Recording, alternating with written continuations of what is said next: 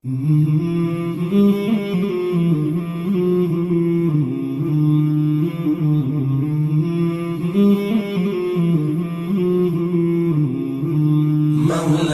صل وسلم دائما أبدا على حبيبك خير الخلق كلهم مولاي صل وسلم. Allah menjanjikan wa in ahsantum li anfusikum. Ketika engkau berbuat baik kepada siapapun, sesungguhnya akan kembali kepadamu kebaikan itu. Wa in asatum fa'alaiha. Kalau kamu menjahati orang, maka kejahatan itu akan kembali kepada dirimu juga.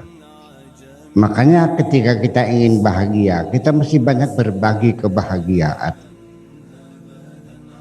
Seseorang yang telah bisa membahagiakan orang lain akan mendapatkan kebahagiaan.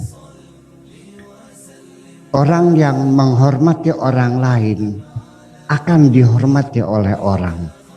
Ini kan terbalik-balik fenomena sehari-hari. Banyak orang yang gila hormat, orang yang pengen dihormati, tapi dia tidak pernah menghormati orang lain. Ya coba dong, mulailah dari dirimu sendiri, hormati dulu orang lain. Bagaimana orang lain akan menghormati dirimu kalau kamu tidak pernah menghormati orang lain? Sesungguhnya menghormati orang lain itu adalah menghormati dirimu sendiri juga sebetulnya. Makanya ketika kita berbagi kebahagiaan dengan kebaikan-kebaikan dengan kepada siapapun, ya di situ setelah kita bisa berbagi kebahagiaan, kita ngasih makan anak yatim, kita bantu orang fakir miskin, dan kita amati wajah mereka yang ceria, yang gembira, yang sumringah, ya karena kita bantu. Melihat orang bahagia karena aku telah membantunya, disitulah aku juga mendapatkan kebahagiaan. Dan saya secara khusus di garis tanda kutip garis bawah, kebahagiaan yang kita peroleh dari membahagiakan orang lain itu adalah aroma sorga. Aroma sorga, ada satu kedamaian dalam diri kita ketika bisa membahagiakan orang lain. Coba silakan amati, hayati baik-baik wajah anak yatim yang gembira dan bahagia karena kita kasih uang, tidak banyak kok, 10.000, 50.000, mereka menari-nari, kita mendapatkan kebahagiaan yang luar biasa, dan itulah namanya aroma sorga. Jadi artinya bahwa kita berbagi kebahagiaan ini kembali kepada antitesis juga, bahwa kita di dalam beragama di sini, saya katakan berulang kali, terjebak dengan ibadah-ibadah seremonial. Terjebak pada ibadah-ibadah seremonial dan melupakan ibadah-ibadah sosial. Naik haji tiap tahun, tapi tetangga kanan kiri anak yatimnya tidak sekolah, dia tidak peduli kok.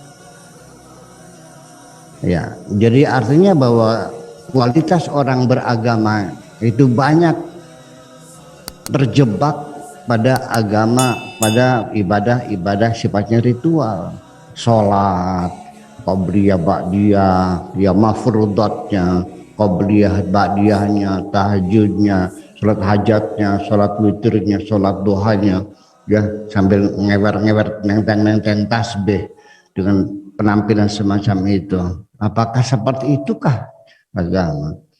Saya ingin mengatakan bahwa ibadah sholat sendiri itu sangat luar biasa. Ya, kita baca kitab-kitab agama tentang sholat, luar biasa. As-sholatu imaduddin. Sholat itu adalah tiang agama. Faman aqamaha faqad aqamad-din. Barang siapa yang mendirikan sholat berarti mendirikan agama. Wa man tarakaha faqad haddamad-din. barang siapa yang meninggalkan sholat sama dengan menghancurkan agama. Sampai-sampai barang siapa yang sholatnya belum benar atau tidak sholat, maka semua amal kebaikannya tidak diterima. Bayangkan. Sampai nanti di hari kiamat, ini tentang sholat ini, banyak sekali hadisnya. Ya, dan semuanya hadis ahad. Barang nanti di hari kiamat, amalan-amalan kamu yang akan dihisab oleh Allah adalah sholat kamu. Inna awwala ma yuhasabu bil mar'u bi yaumil qiyamah. Ini banyak sekali. Sekarang saya punya dalil kebalikannya. Apakah betul orang yang tidak sholat atau orang yang sholatnya belum benar, lalu semua amalnya tidak diterima? Ada nggak dalam Al-Qurannya? Ada. Dalam Al-Qurannya bukan mendukung itu, mana dalil kebalikannya, bahwa sholatnya orang tidak akan bakal diterima apabila dia tidak ngasih makan anak yatim, tidak ngasih makan orang-orang miskin. Itu dalilnya. Bukan tidak terima, malah dibalasnya dengan neraka wel. Ara'aital ladzi yukadzibu bid-din fadzalikal ladzi yad'ul yatim wa la yahuddu 'ala ta'amil miskin fawailul lil musallin. Neraka wel bagi orang yang rajin sholat. Al-musallin itu ditakbirkan dengan isim fa'il, menunjukkan lil istimrar, bidawam wal istimrar, yang sholatnya rajin.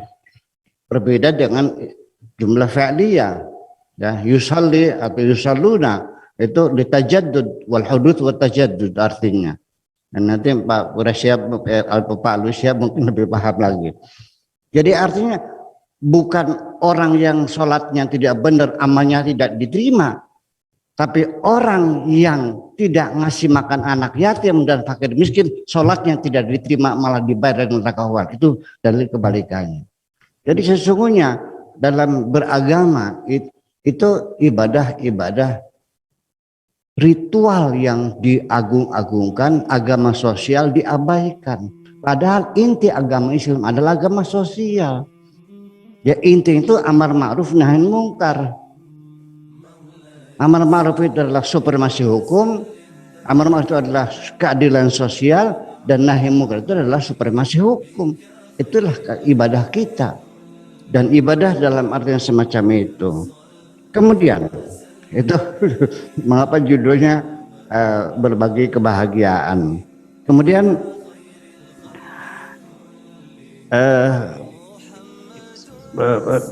disinggung kiat hidup bahagia dan damai.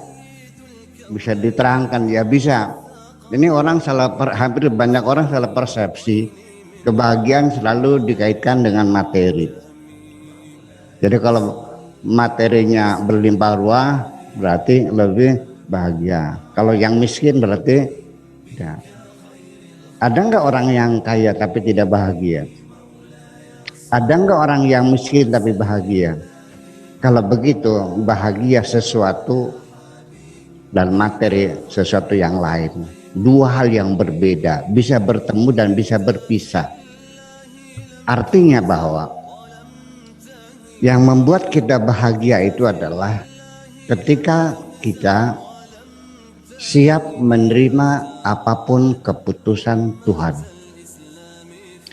Dan yang kedua adalah kita siap menjalani apapun yang diperintahkan Tuhan. Dan yang ketiga, kita serahkan keputusan kepada Tuhan. Ini tiga hal yang paling penting. Wa qalu sami'na wa ata'na ghufranaka rabbana wa ilaikal masir. Wa qalu sami'na, wahai Tuhan kami siap menerima segala keputusan-Mu. Wa ata'na, dan kami siap menjalani segala keputusan-Mu. Ghufranaka, apabila kami salah, kami hanya meminta ampun kepadamu. Wa ilaikal masir, keputusan terakhir Engkau yang menentukan. Jadi artinya, Pak Afkar,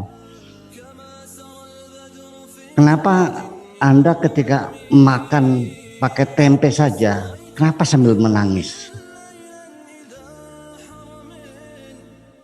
Ini karena kita tidak konsentrasi, kita tidak fokus, kita tidak bersyukur dikasih makan oleh Tuhan. Ya, saya akan mengatakan bahwa Anda akan bahagia makan dengan tempe saja, asalkan mata Anda melihat tempe, tangan Anda memegang tempe, gigi Anda menggigit tempe, tenggorokan Anda menelan, pikiran Anda memikirkan tempe. Anda bahagia, Anda senang dan Anda bahagia. Sebabnya Anda makan tempe sambil menangis adalah karena mata Anda melihat tempe, pikiran Anda melihat sate. Itu menjadi persoalannya. Rumah kamu gubuk, ya sudah nikmati saja. Soalnya menangis karena kamu tinggal di rumah gubuk, mata kamu melihat rumah gedong. Itu persoalannya.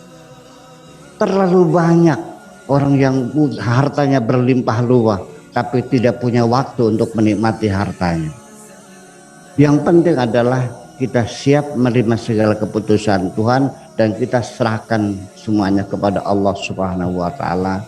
Yang paling substantif nanti adalah kita sering meminta ampun kepada Allah Subhanahu wa taala. Saya kira itulah jawabannya.